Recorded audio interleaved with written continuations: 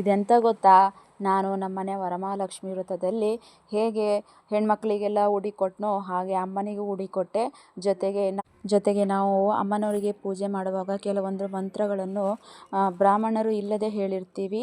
ಹಾಗಾಗಿ ಬ್ರಾಹ್ಮಣರನ್ನು ಕರೆಸೋಕ್ಕೆ ನಮಗೆ ಅನುಕೂಲ ಆಗೋದಿಲ್ಲ ಅಂಥ ಟೈಮಲ್ಲಿ ನಾವು ಅವರ ಲೆಕ್ಕದಲ್ಲಿ ಒಂದು ವೀಳ್ಯದೆಲೆ ನಮ್ಮ ಕೈಲಾದಷ್ಟು ದಕ್ಷಿಣೆ ಇಟ್ಟು ಪೂಜೆ ಮಾಡೋದ್ರಿಂದ ನಮಗೆ ಪೂರ್ಣ ಫಲ ದೊರೆಯುತ್ತದೆ. ಆಮೇಲೆ ನಾನು ಇವತ್ತು ನಮ್ಮ ಊರಿನ ಶ್ರೀ ವೀರಾಂಜನೇಯ ದೇವಸ್ಥಾನಕ್ಕೆ ಹೋಗಿದೆ.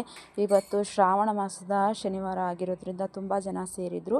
ಇಲ್ಲಿ ವಿಶೇಷ ಏನಂದರೆ ಶಟಾರಿ ಗೋಪ ಅಂತೇಳಿ ಒಂದು ಪಂಚಲೋಹದಿಂದ ತಯಾರಾದ ದೇವರ ಕಿರೀಟ, ಪಾದುಕೆಯ ಕಿರೀಟ ಇದಾಗಿರುತ್ತದೆ.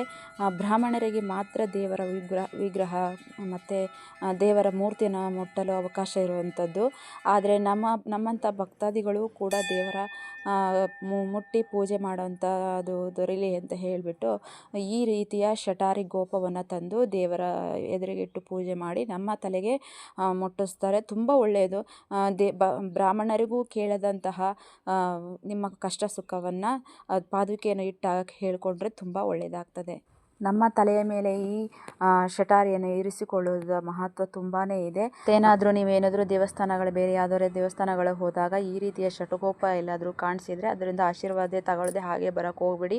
ದೇವರಿಂದ ನೇರವಾಗಿ ಸಿಗುವಂಥ ಆಶೀರ್ವಾದ ಇದೊಂದೇ. ಎಲ್ಲರಿಗೂ ದೇವರನ್ನು ಮುಟ್ಟಿ ಆರಾಧನೆ ಮಾಡೋಕ್ಕೆ ಅವಕಾಶ ಸಿಗೋದಿಲ್ಲ. ದೇವರೇ ನಮಗೋಸ್ಕರ ಈ ರೀತಿಯ ವಸ್ತುವಿನಿಂದ ನಮ್ಮ ಭಕ್ತಿಯನ್ನು ಅವರಿಗೆ ನೇರವಾಗಿ ಸಲ್ಲಿಸುವ ಈ ರೀತಿಯಾದ ಒಂದು ಅವಕಾಶ ಮಾಡಿಕೊಟ್ಟಿದ್ದಾರೆ. ಎಲ್ಲೇ ಹೋದರೂ ಯಾರೂ ಆಶೀರ್ವಾದ ತೆಗೆದುಕೊಳ್ಳದೆ ಬರೋಕ್ಕೆ ಹೋಗಬೇಡಿ. ತುಂಬ ಒಳ್ಳೆಯದಾಗ್ತದೆ. ನಾನು ನಮ್ಮ ಮನೆಯ ವರಮಹಾಲಕ್ಷ್ಮಿ ಹಬ್ಬದ ದಕ್ಷಿಣೆಯನ್ನು ಬ್ರಾಹ್ಮಣರಿಗೆ ಕೊಡಲಿಕ್ಕೆ ಹೋದಾಗ ಈ ರೀತಿಯ ಒಂದು ವಸ್ತು ಕಾಣಿಸ್ತು. ಹಾಗಾಗಿ ಅದ್ರ ಬಗ್ಗೆ ಸಣ್ಣದಾಗಿ ಒಂದು ವಿವರಣೆ ಕೊಟ್ಟಿದ್ದೀನಿ. ನನ್ನ ಈ ಮಾಹಿತಿ ನಿಮಗೇನಾದರೂ ಇಷ್ಟವಾಗಿದ್ದರೆ ದಯವಿಟ್ಟು ಲೈಕ್ ಆ್ಯಂಡ್ ಸಬ್ಸ್ಕ್ರೈಬ್ ಮಾಡಿ, ಒಂದು ಕಾಮೆಂಟ್ ಮೂಲಕ ಉತ್ತರ ಕೊಡಿ. ತುಂಬ ಒಳ್ಳೆಯದಾಗಿ. ಹಾಗೆಯೇ ವರಮಹಾಲಕ್ಷ್ಮಿ ಹಬ್ಬದ ದಿನದಂದು ಹೇಗೆ ನಾವು ಮುತ್ತೈದೆಯರಿಗೆ ಉಡಿ ಕೊಡ್ತೀವೋ ಹಾಗೆ ಅಮ್ಮನವರಿಗೆ ಉಡಿ ಕೊಡ್ತೀವೋ ಹಾಗೆ ನಾವು ಮಂತ್ರವನ್ನು ಅಮ್ಮನವರ ಬಗ್ಗೆ ಅಮ್ಮನ ಅಷ್ಟೋತ್ತರವನ್ನು ಓದಿರ್ತೀವಿ. ಬ್ರಾಹ್ಮಣರನ್ನ ಕರೆಸಿ ಮಾಡುವಷ್ಟು ಅನುಕೂಲ ಇರೋದಿಲ್ಲ. ಬೇಕಾದ ಟೈಮಿಗೆ ಬ್ರಾಹ್ಮಣರು ಬರುವಂಥ ಸಂದರ್ಭ ಸಿಗೋದಿಲ್ಲ. ಹಾಗಾಗಿ ಅಂಥ ಟೈಮಲ್ಲಿ ನಾವು ಈ ರೀತಿಯ ದಾನವನ್ನು ಕೊಡೋದ್ರಿಂದ ತುಂಬ ಒಳ್ಳೆಯದಾಗಿ ಆಗ್ತದೆ.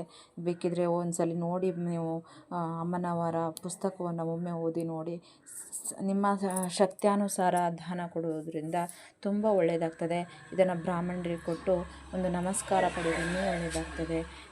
ಹೀಗೆ ಏನಾದರೂ ನಾವು ಇಲ್ಲಿವರೆಗೂ ನೆನಪಿರಲಿಲ್ಲ, ಮಾಡೋಕ್ಕಾಗಿಲ್ಲ ಅನ್ನೋರು ಮುಂದಿನ ವರ್ಷನಾದರೂ ಈ ರೀತಿ ಒಮ್ಮೆ ಮಾಡಿ, ನಿಮಗೆ ಪೂರ್ಣ ಫಲ ಸಿಗುತ್ತದೆ. ನೀವೇನು ಕುಂಕುಮಾರ್ಚನೆ ಎಲ್ಲ ಮಾಡಿರ್ತೀರಿ ವಿಗ್ರಹಗಳನ್ನಿಟ್ಟು, ಆ ರೀತಿ ಎಲ್ಲ ಮಾಡಿದಾಗ ನಮಗೆ ಎಲ್ಲೋ ತಪ್ಪೋ ಸರಿನೋ ಯಾರು ಬ್ರಾಹ್ಮಣ ಇಲ್ಲದೇ ಮಾಡಿರ್ತೀವಿ.